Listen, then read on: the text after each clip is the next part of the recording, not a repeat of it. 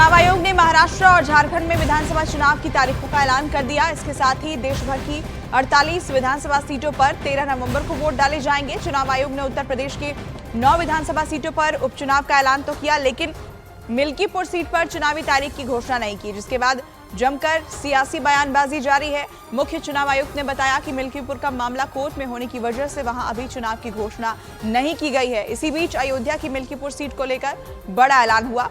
पूर्व विधायक गोरखनाथ बाबा के वकील ने कोर्ट से याचिका वापस लेने का ऐलान कर दिया, जिसके बाद कहा जा रहा है कि चुनाव आयोग अब मिल्कीपुर में भी उपचुनाव की तारीख का ऐलान कर सकता है।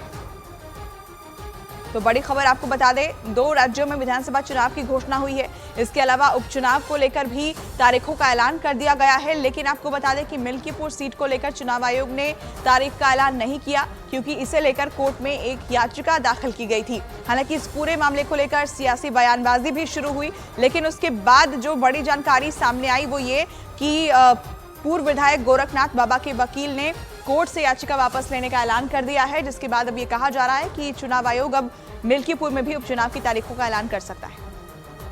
तो मिल्कीपुर में उपचुनाव का कल चुनाव आयोग ने ऐलान क्यों नहीं किया, ये आपको बताते हैं। देखिए, दरअसल पूर्व विधायक गोरखनाथ बाबा ने 2022 में एक याचिका हाईकोर्ट के अंदर दाखिल की थी। 2022 विधानसभा चुनाव में हार के बाद गोरखनाथ बाबा ने समाजवादी पार्टी के प्रत्याशी अवधेश प्रसाद के चुनाव जीतने के खिलाफ याचिका दाखिल की थी।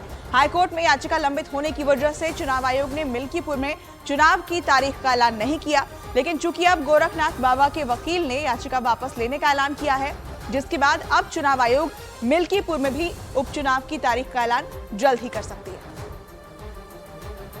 तो आपको बता दें कि मिल्कीपुर में चुनाव की घोषणा नहीं होने पर सियासी बयानबाजी भी जमकर हो रही है।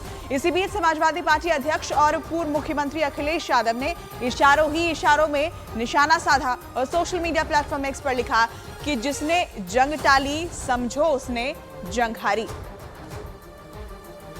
अखिलेश यादव की तरफ से सोशल मीडिया पर पोस्ट किया गया।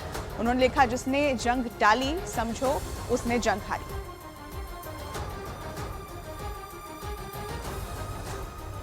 और उधर समाजवादी पार्टी के सांसद अवधेश प्रसाद ने कहा कि बीजेपी जानती है कि वो मिल्कीपुर सीट हार रही है, इसलिए ये सब करवा रही है, जबकि बीजेपी ने दावा किया कि वो सभी सीट जीतेगी।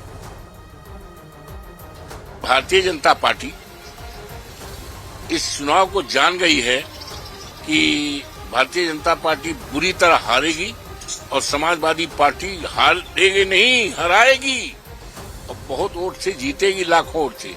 इसी डर के मारे इन्होंने चुनाव टाला है डर के मारा।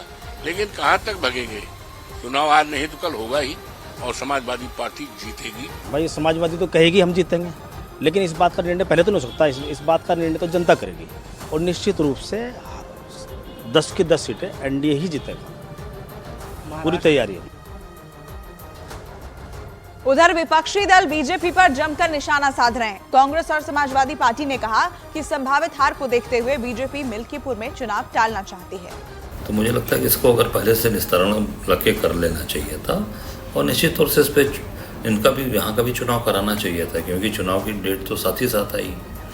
और मुझे जहाँ तक मेरी जानकारी है कि ये कहीं ना कहीं ये चुनाव हार रहे हैं बुरी तरीके से, और चुनाव हारने के कारण से काफ़ी घबराहट है। इस नाते इन्होंने अपने तरीके से इसको मैनिपुलेट कराने का पूरा प्रयास किया है। मिल्कीपुर विधानसभा में जो उपचुनाव होना था उसको चुनाव आयोग ने टाल दिया है।